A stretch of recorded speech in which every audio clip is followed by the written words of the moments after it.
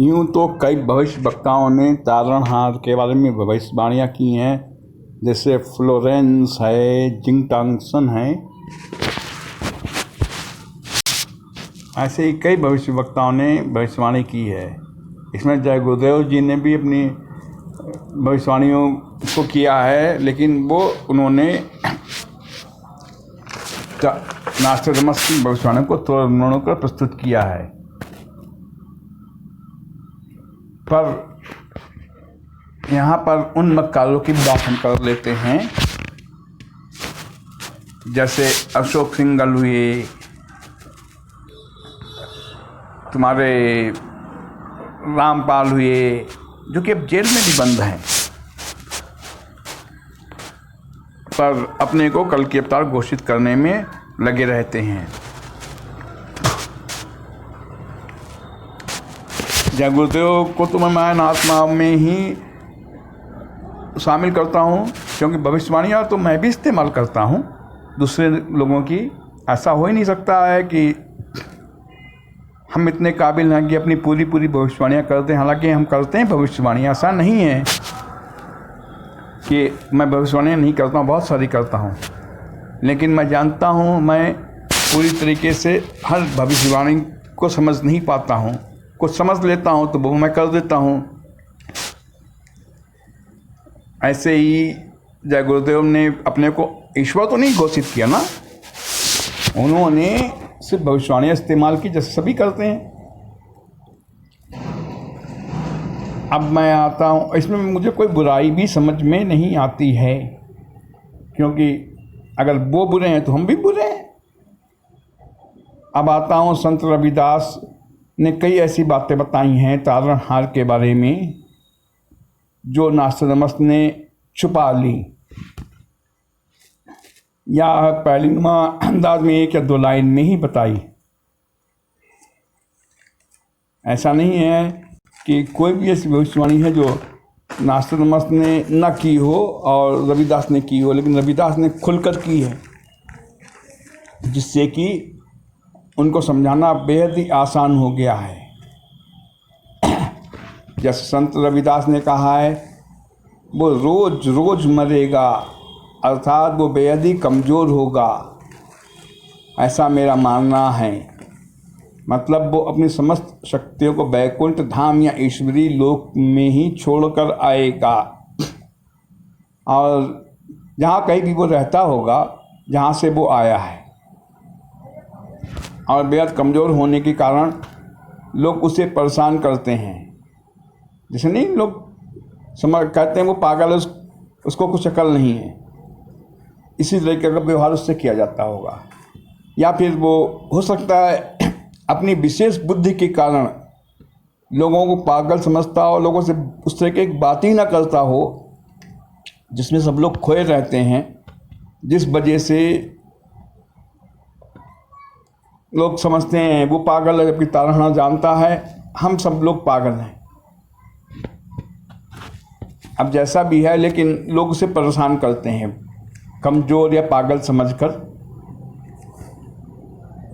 और चूँकि कमज़ोर या पागल समझते हैं तो कई लोग लूटने की कोशिश भी कर सकते हैं, और लूटने की कोशिश तो भाई पागल लोगों को ही की जाती है। अब जैसा भी हो, ये तो नास्ट्राडामस जब सामने आएगा, नास्ट्राडामस का तारणहार, तब मालूम चलेगा कि क्या सच्चाई है। नास्ट्राडामस ने जबकि कहा है उसे कोई छोटा ज्ञानदीप न समझे, जबकि कल की अवतार ने रविदास ने कहा है कि लोग रोज रोज वो मरेगा।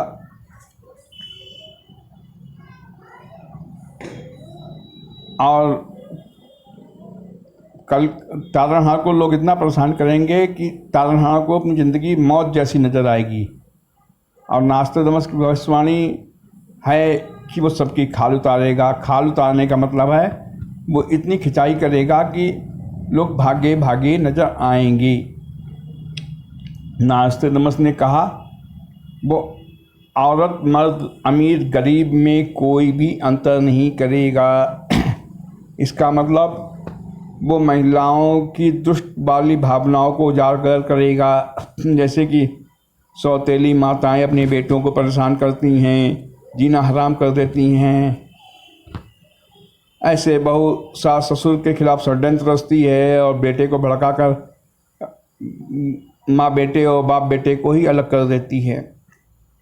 मतलब इस टाइप का जो भी कर बताए, यहाँ हो सकता कोई नई बात बताए, क्योंकि भविष्यवाणी तो नास्ते दमस ने यही की है कि वो जो बोलेगा आदमी ऐसा लगेगा जैसे कोई अनोखी बात बता दी, नई बात बता दी, सो के जाग उठेगा।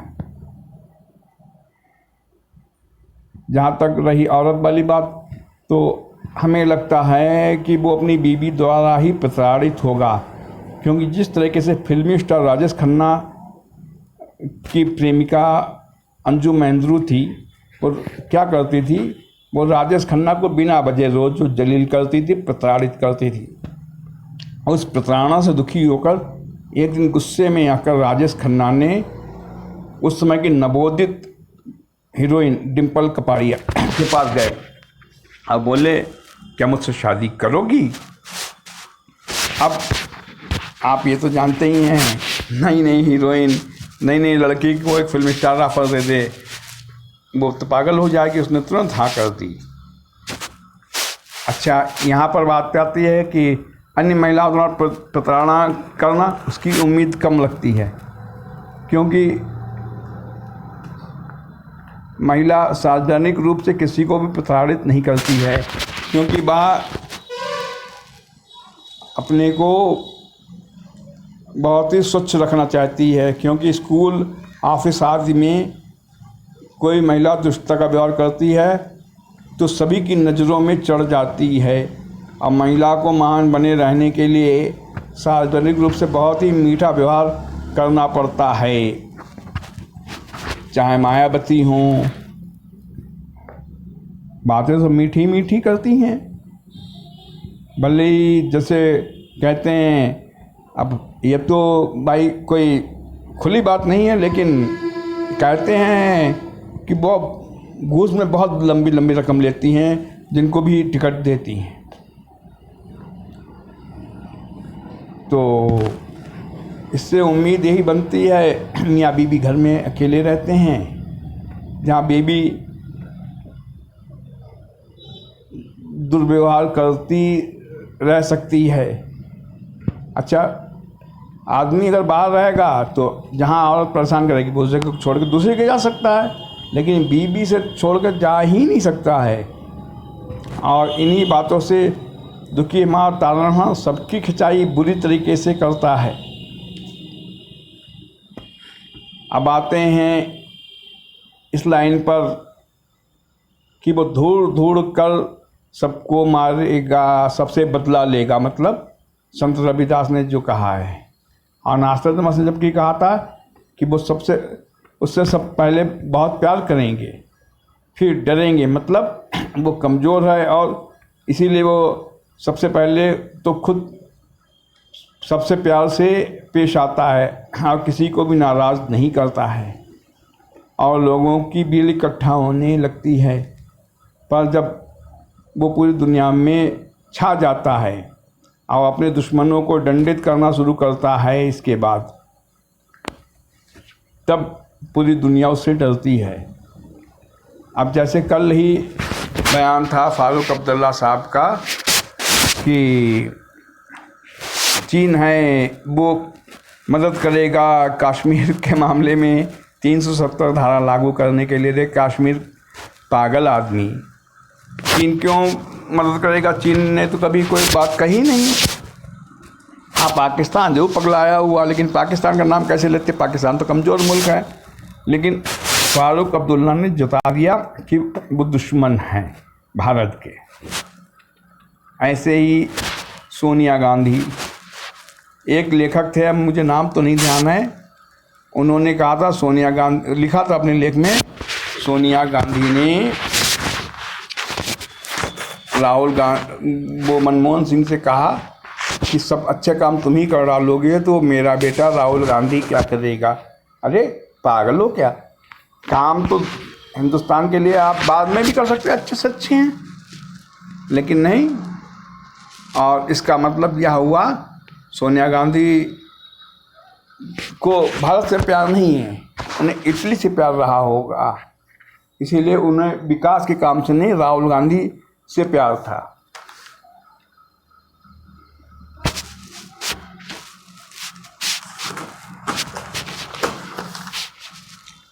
दुश्मनी वाला कार्य हुआ और ऐसे ही लोगों को वो ढूंढ ढूंढ कर दंडित करता है और बदला लेगा। अब आती है लाइन, मंत्री और संतरी सब मुँह छुपा कर भागेंगे। मतलब तारणहार क्या, शासन व्यवस्था से सभी लोग दुखी रहते हैं, क्योंकि इतनी घूस चलती है, अधिकारी सुनता नहीं है, पुलिस में जाओ तो वो नहीं सुनते हैं, तो सभी परेशान हैं, केवल तारणहार ही नहीं।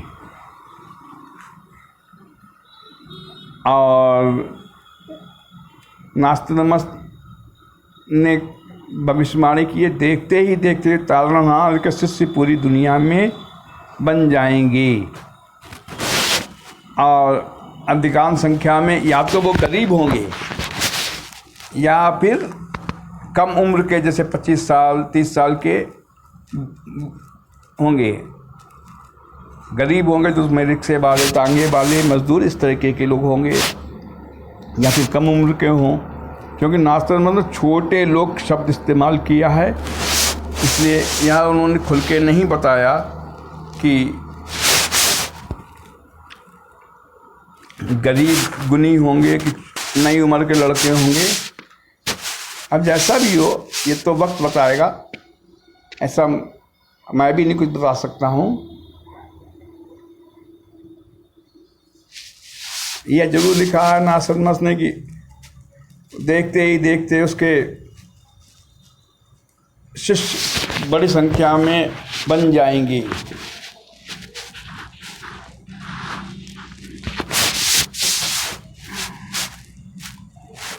और इसके बाद वो क्या बताएगा, ये तो नास्तिनमस भी नहीं बता पाए थे, तो मैं क्या बताऊंगा। लेकिन वो जो भी बताएगा, सारे जो भी शिष्य होंगे इसके तारणहार के, वो सब ऐसी ऐसी बातें बोलेंगे जैसे आजकल जुलूस में नारेबाजी लगती है, ऐसा ही कुछ होगा। जो भी हो, ये तो भविष्य बताएगा, पर होगा जिससे मंत्री हैं, संतरी हैं, या भ्रष्टाचार के कारण इतने जलील होंगे, वो ऐसी बातें कहेगा जो बिल्कुल आर पार होंगी। या तो खैर नास्तिनमस ने बताया ही है कि चौंकेंगे लोग, जैसे सोती नींद से, गहरी नींद से सो के जागे हों।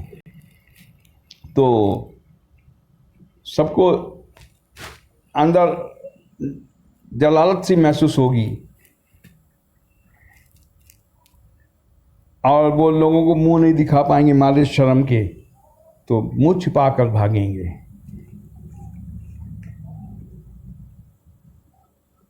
आज तक मैं एक बात ही समझ नहीं पाया हूँ, लोग कहते हैं बृहस्पतिवार को अपना अवकाश घोषित कर देंगे। भाई बताएं, नास्तिनमस ने कहाँ पर बताया है कि बृहस्पतिवार को तारणहार, जिसको हम कल की अवतार भी कहते हैं, वो घोषित करेगा। एक दुखी इंसान, उसको क्या मतलब है किस दिन छुट्टी होगी, और वो तो नई व्यवस्था बनाएगा तो उसमें छुट्टी वाली कोई बात ही नहीं है। पता नहीं लोग किसकी नकल कर करके इस भविष्यवाणी का इस्तेमाल करते रहते हैं। मुझको तो नहीं लगता है, ना मुझे ऐसा महसूस होता है कि वो अवकाश घोषित करने के लिए कोई भी दिन ढूंढेगा या सोचता भी होगा।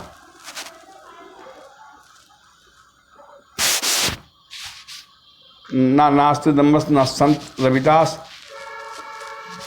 ने बताया है कोई तारीख, अब बंगा बाबा ने तो तीसरे विश्व युद्ध और तारणहार के बारे में कोई भविष्यवाणी की ही नहीं है। और आज जो तारीख बताता है वो नंबर 1 का फ्रॉड है।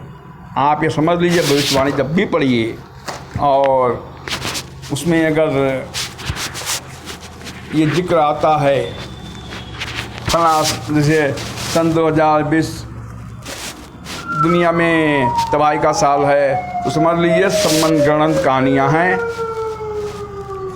क्योंकि या तो वो अपनी भविष्यवाणी बता रहा होता तो मैं मान लेता, लेकिन वो नास्तानमस और तारणहार के नाम लेके बताता है तो सब झूठ बोलता है। अब मैं बोलता हूँ 2025 तक सब कुछ हो जाएगा, लेकिन वो मैं अपने आप बताता हूँ। मैं नास्तानमस या संत रविदास का नाम नहीं लेता हूँ। और ऐसा नहीं कि नहीं होगा, होगा, यही होगा, लेकिन ये मेरी अपनी भविष्यवाणी है। अब इन्होंने कहा, संत रविदास ने, कि इटली में कोहराम मचेगा। वास्तव में इटली में कैसे कोहराम मचेगा? क्योंकि चीन इस युद्ध में चीन और अरब की धुरी बनेगी, या संत रविदास ने कहा ही है। अब चीन के या तो बॉर्डर पे है, मुझे नहीं मालूम है, या फिर बहुत नज़दीक है चीन के, और तो इटली की सेना इटली में चीन की सेना प्रवेश कर जाएगी, भारी कोहराम मचा देगी, भारी मारकाट मचा देगी।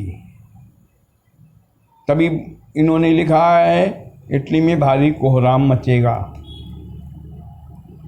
लंदन सागर में डूबेगा। मतलब लंदन सागर में कैसे डूबेगा भाई? या तो कोई वो पिघले, तुम्हारे ध्रुव पर से बर्फ़ की सिल्ली विशाल का है, तो उसमें खाली लंदन तो ना डूबता, कई सारे देश डूबते हैं, लेकिन लंदन का केवल नाम लिया गया। लंदन का नाम लेने का मतलब है लंदन समुद्र के नज़दीक है और कोई बड़ा उल्कापिंड गिरेगा, जिस वजह से वहाँ का पानी समुद्र में घुस जाएगा और लंदन पूरा डूब जाएगा। वहाँ जितने भी लोग हैं सारे के सारे मारे जाएंगे लगभग। मेरा तो अंदेशा है लगभग, लेकिन हो सकता है सारे के सारे मारे जाएं। और उसके आसपास के छोटे ज़िले हैं उनका तो नाम ही नहीं लेते हैं कोई भविष्यवक्ता। तो ये सब होना 2025 तक, इतना तो मैं खुद बता रहा हूँ। ये किसी भविष्यवक्ता की भविष्यवाणी नहीं है, मेरी अपनी है। और शेष आप इंतजार कीजिए, अगले अंक में मैं बताऊंगा आपको सारी की सारी नई बातें। जबकि या तो भारत पाकिस्तान युद्ध के बारे में बताऊंगा या फिर कुछ और बताऊंगा, लेकिन आप अगले अंक का इंतजार कीजिए।